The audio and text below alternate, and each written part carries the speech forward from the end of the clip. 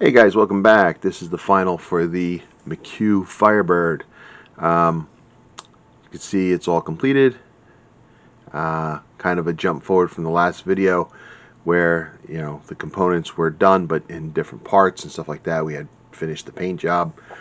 But with the holidays, I was able to sneak some time in between wrapping gifts, a couple late night hangouts with a couple of guys here and there, and I was able to get it done.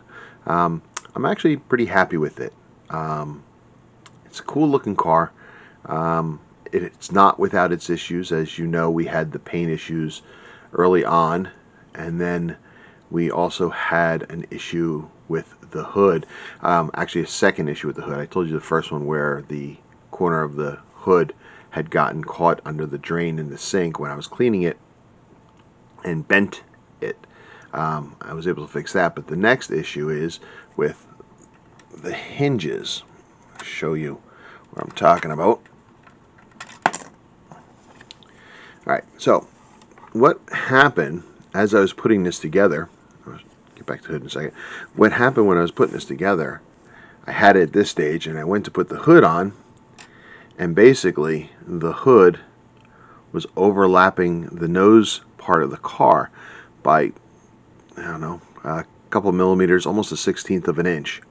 It was driving me bonkers. I couldn't figure out why this was, because I'd put the hood on before many other times and it was fine. It wasn't until I put the body onto the chassis that this occurred. So of course, as you can see here, you've got this angles and stuff like that. I was at the point where I was thinking, do I have to start trimming this a couple of millimeters? And I'm like, there is no way that this is going to fit properly and look good when I'm done. There's just no way. So then I realized what it was, and let me bring this hood out here. This is from my Hooper Firebird. A little different. As you can see, it doesn't have the contours, but still it's made from the same manufacturer, and the hinges are the same. So the hinge on the Firebird here, I'm going to zoom in for a second.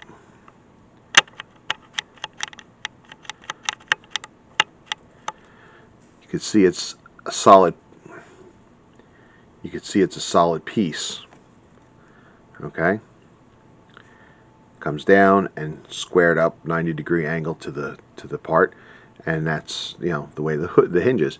What I realized was when I put the body on the chassis, somehow the windshield got moved forward on the car, and I'm thinking there are two nipples on the roof, corresponding holes on the windshield, and you put them in place together, and that should make the windshield where it's supposed to be. I'm thinking that when I was doing it, you have the nipple here and the hole, instead of sitting on top like such, I think I might have put it here, and it moved the windshield forward, because what's hitting the hinge is the windshield. The bottom of the windshield is hitting it. So what I had to do, let me back up, you can see here, I had to put a little notch into the hinge. Okay, just using some diamond files I have, or whatever they're called, but I was able to file that in, and that's how I fix it. The problem being, another issue, of course, my builds are always filled with issues, is here on this side. As I was filing, I was very carefully filing in my notch when I sneezed, and actually the file went up and it ripped the corner off, very corner off of the hood. It's funny because when I was cutting these in, it took a little bit of time and effort to actually file these in, yet with one sneeze, bam, gone. But once I had those notches cut, the hood fit perfectly. So that's the only thing I can think of is, like I said, I put the windshield too far forward on those. I must have missed those pins when I was assembling it, and I didn't catch it, and it moved the whole hood forward. So that's it. That's my trials and tribulations for the car. Also, the hood's a little cattywampus here. You can see it's up here. If I put it down here, it's up over here. but it is what it is. Overall, I'm pretty pleased. Bottom of the car was done, weathered a little bit. You know, see a little bit of oil stains on the transmission and the oil pan there. Nothing big because it was a new car at the time the McQ had it, so it wouldn't be that crazy. Just a little bit of dirt and grime. But yeah, that's it. It was a fun build. It took me a long time. This is a shelf queen for a very long time, and you know, finally got to finishing it off. Trying to end the year of this year by getting rid of my shelf queen. So this is another one that's done. I'm very pleased with it. Very, very pleased. So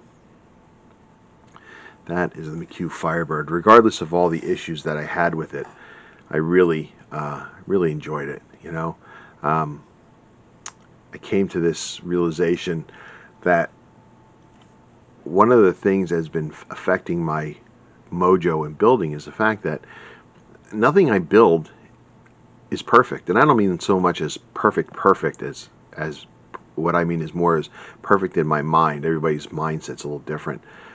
And my view of perfection, which of course for myself I hold to a higher standard than I would anybody else's work, but and that's not a bad thing, it's just the way I do things.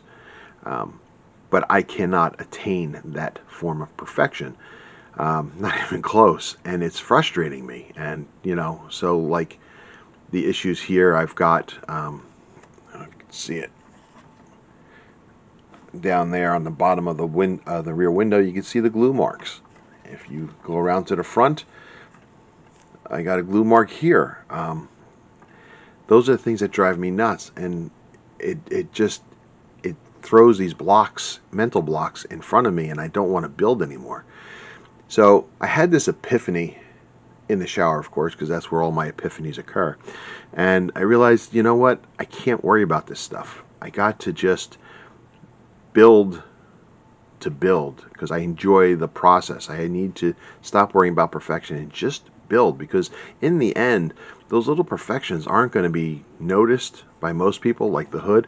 If I didn't say that, unless you really got up close to it, you wouldn't notice it.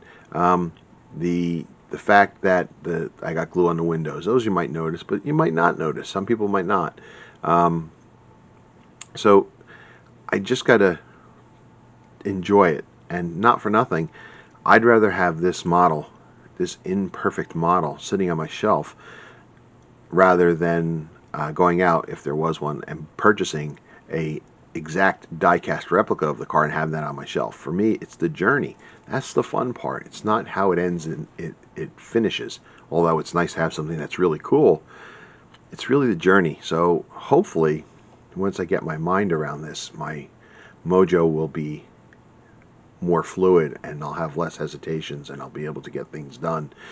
And I got to stop holding myself against what I see on the internet, because there are guys out there that are just phenomenal builders. They have the skills, and mine aren't there. And I'm not trying to be self-deprecating, like the way I always joke around, but honestly, my skills just aren't there. So I'm going to not be happy with anything I build if I hold my standards up against some of the other guys. I just got to do it for myself, you know. And I guess I'm saying this for you guys, for some of the other people out there that come in the same thing. You see other people's builds and you try to mimic it and get that same kind of thing, and it doesn't always work. And you hear the people get upset about it. They get a little depressed about it. And you know what? Scratch it, man. It's all about you and your own happiness in what you built. So that's what I'm trying to get at, I guess. I guess I'll get off my soapbox here, but yeah, I'm just trying to turn over a new leaf and have a better, like I said, a more fluid modeling outlook. You know, hopefully get more done, because I will spend more time, instead of spending time at the bench trying to get myself motivated. Hopefully I'll have that time now and be motivated, because I just want to do it for the fun of the hobby. You know, so yeah, Reverend Dirk here, signing off. Anyway, guys, till next time, be strong.